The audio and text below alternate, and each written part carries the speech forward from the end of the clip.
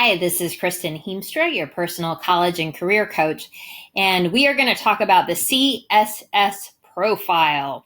This is a doozy. So whereas the FAFSA can pull in all of your data, the CSS Profile is a little bit more comprehensive, and it's used by quite a few institutions. You can kind of get a list here. They're all on College Board.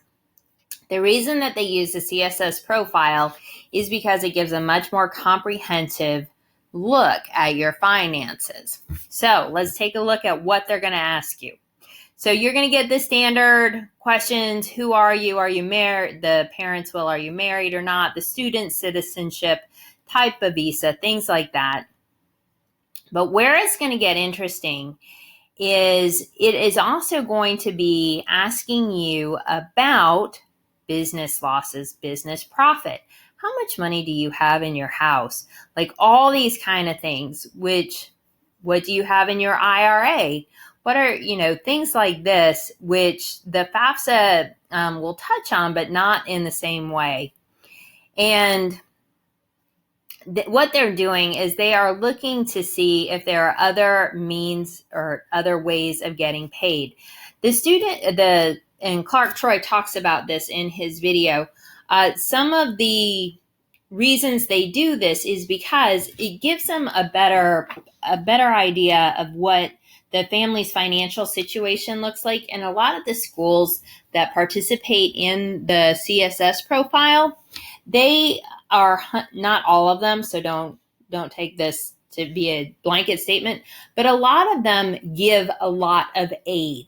And they want to make sure that they are giving aid to students who need aid and who don't just need aid on their tax returns, but truly need it. So they are going to pepper all kinds of questions to parents coming in. And rather than going through, I think there's about 44 pages of this, you definitely want to get everything out when you file the CSS Profile. And again, this will help determine the EFC, the estimated family contribution. Now, one thing to know about the EFC is that it is one number. So let's say your EFC is $100. All right. They took all your information and then they're like, you're going to owe $100. And let's say that you have two students in college at the same time. That means your number, even if you have three same time, your number is still going to be $100. Whether you have one, whether you have a bunch of students, doesn't matter. Your EFC is going to stay the same. Now, as we've talked about before, just because the EFC, the estimated family contribution, says $100, that doesn't mean that the college is required to help you meet their cost. It just tells the college what they can expect you to give.